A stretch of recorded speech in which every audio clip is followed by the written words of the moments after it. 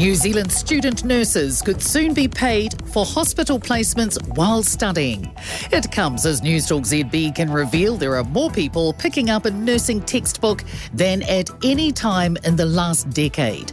Chief Political Reporter Aaron Darman has this exclusive report. Infometrics analysis of Education Ministry data shows more than 16,000 people were predominantly enrolled in nursing during 2021, up from about 15,000 the year before. But Health Minister Andrew Little accepts we need to do better in keeping students from dropping out. He says officials are actively considering financial support for nursing practicums. To become a registered nurse in New Zealand, students must complete 1,100 hours of unpaid placements in real clinical settings.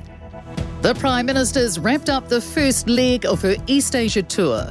Jacinda Ardern rubbed shoulders with the likes of Joe Biden, Justin Trudeau and Anthony Albanese during the East Asia Summit in Cambodia. She says it was heartening to hear most leaders are on the same page on the major issues, but realistic about the state of the world right now. And just the mere act of everyone being in that room and engaging in diplomacy, that makes a difference. You may not come away with a single solution, but the mere act of everyone sitting around the table and listening to one another does make a difference. I absolutely believe that. The Democrats will retain majority control of the Senate after winning Nevada, resulting in the best midterm performance for a sitting party in 20 years. But the Republicans could still clinch the House of Representatives.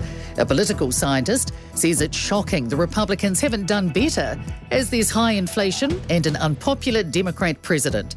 Thomas Govt of the United College London suggests it boils down to candidate quality. Americans roundly rejected election deniers, politicians with fringe positions, and to a large extent, Trump-endorsed candidates. An advocate for improving transport in Auckland is pushing for a new bridge over Waitemata Harbour rather than a tunnel.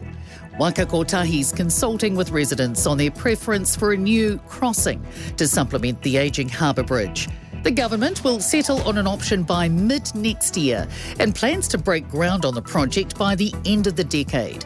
Transport blog Greater Auckland's editor Matt Lowry says previous studies show a bridge would be far cheaper than a tunnel. It also has less embedded emissions from the concrete and steel that needs to be used, and it can be built faster as well. The remaining 9 races from Saturday's Gallops at Riccarton will run today after slippery track conditions meant all races were canned just 3 races into the action. The leftover races will run from just before 1 p.m. with free entry.